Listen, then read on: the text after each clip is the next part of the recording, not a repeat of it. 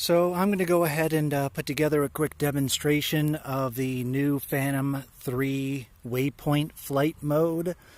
This is going to be from the new firmware and DJI Go app that was released on September the 7th, 2015. That's when these modes were introduced. So I'm going to go ahead and put together a short video once I get the Phantom in the air.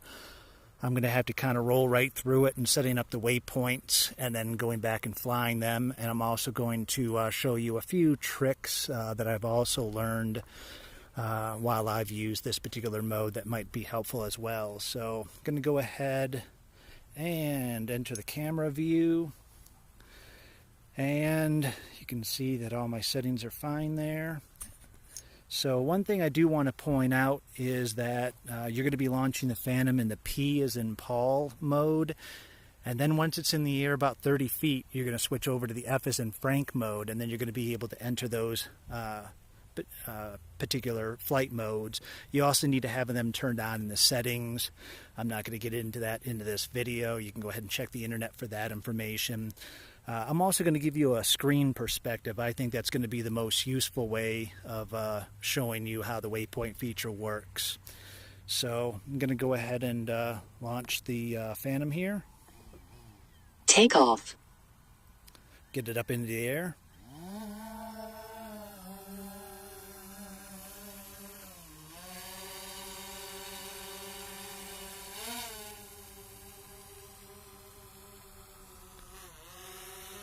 So I have it at about 60 feet. Going to move it over just a little.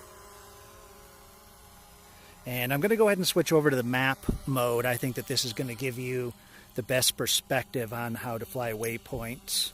So we're going to bring up maps. I'm going to zoom in just a little bit. I'll lose the actual map, I believe. But so you can see I have the home point set. I have where I'm standing as the blue circle. And then the Phantom is going to be the red on the map. So have it about 60 feet. I'm going to go ahead and enter Frank as F mode is in Frank.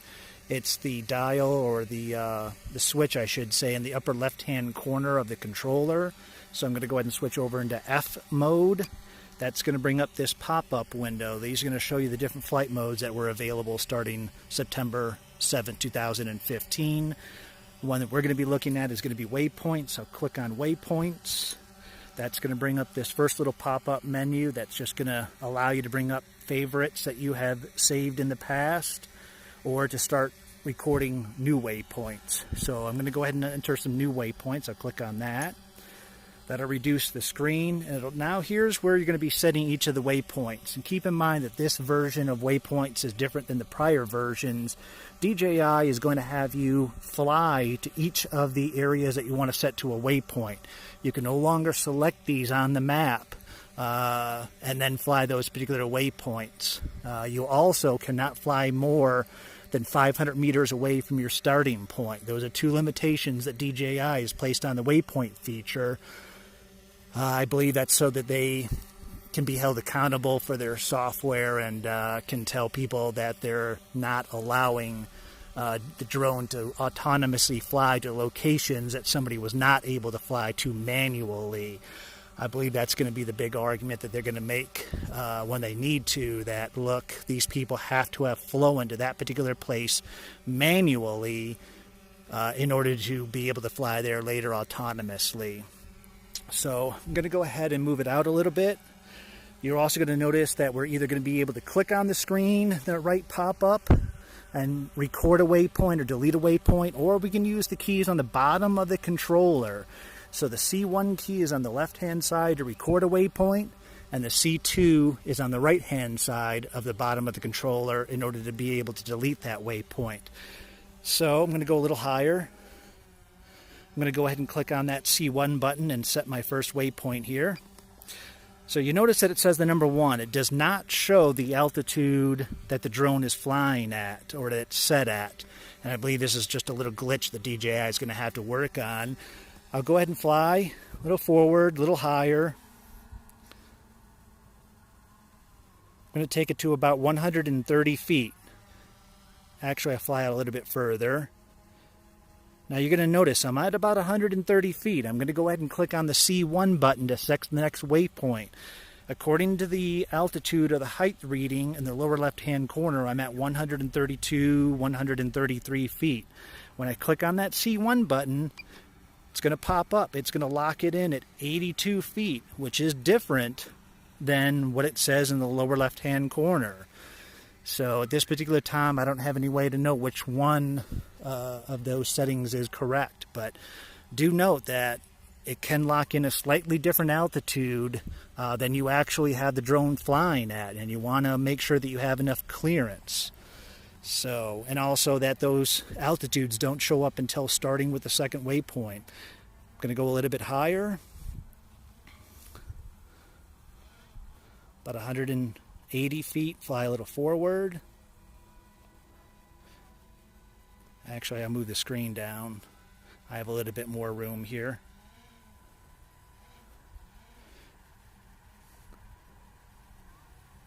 About 200 feet. And I'm going to set the next waypoint here, number 3.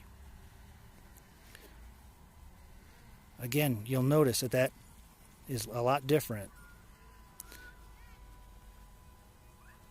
Actually, I'm going to keep it for this next few. I'm going to go ahead and keep it at 225 feet. So fly forward a little bit. Lock that waypoint in. Turn it a little more. Go a little forward.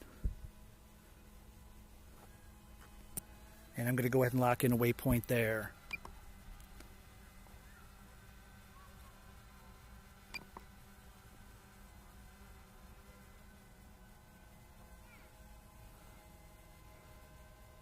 And just to show you something here, that white line is going to be where the Phantom flew.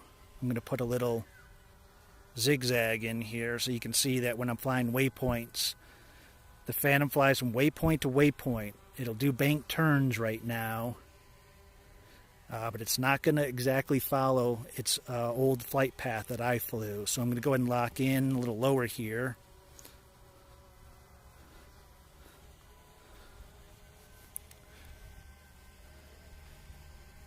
Take it down to what shows is about 140 feet and lock that in. And we're going to put one more a little lower. At about 100 feet. I'm walking forward a little bit and lock that one in. Okay, I have all the waypoints set. I'll go ahead and fly Phantom in the middle here. And I'm going to go ahead and hit done. Now you notice the total distance is 677 feet that I'm flying with 7 waypoints. So I'm going to go ahead and hit done. That's going to bring up another menu here, this waypoint menu. Now, something that I'm going to let you know that you really want to look at, and you'll get a pop-up warning if it's way off, but in the upper part of this pop-up window, it says 106 feet. That's the distance that the Phantom is to that starting point. So that's the first waypoint. I've had it pop up, even though I was fairly close, where it said, hey, you know, the starting point is way far away. Do you really want to do it? And it asked me to confirm it. I believe if I confirmed it, it would have still flown to that starting point. I have no idea where that was. It should have been within about less than 100 feet, but it was further. So you really want to pay attention to that number and make sure it's in the green. But like I said, you also get a pop-up warning that'll let you know. You just don't want to confirm that. The next box down is consistent with record. That's the aircraft heading. That means that the aircraft is going to point whatever direction I first flew it in. And it's always going to be turning whichever way I was turning at the time. I'm going to use that pop-up window and show you that there's another setting consistent with the route. That means that the Phantom is always going to be facing forward as it flies these routes from waypoint to waypoint. The last choice is free mode, which is the one that I prefer and I think is going to be the most useful. And it's really going to make this waypoint flight dynamic. I'll explain that once I start flying, but I'm going to go ahead and choose free mode. That basically means that I'm able to control the rotation of the Phantom as it's flying. So I can have it fly to these different waypoints and be able to turn that camera whatever direction I want to turn it to in order to capture whatever image I want to. So I'll move down to the next pop-up window. The default is hover. That's what it does after it's completed with the waypoints, or the other choice is that it will automatically return to home. I'm going to go ahead and leave that as hover. The last one is the flight speed. You can see that you can change the flight speed all the way up to, in this case, 11.2 miles per hour, all the way down to zero. All the way down to zero. And I have read from somebody, and I'll explain why zero may be practical in some cases. Right now, I'm going to go ahead and add a modest about 6 miles per hour. And I'm going to go ahead and start this flight mode. I'm down to about 54% battery. So what you're going to do is you're going to hit start. You're not going to start yet. You're always going to be getting this pop-up menu. That's going to ask you to confirm the return to home altitude. So you do want to make sure that that altitude is correct. Once you hit apply, it's going to go ahead and upload those waypoints to the drone and start flying to the first waypoint.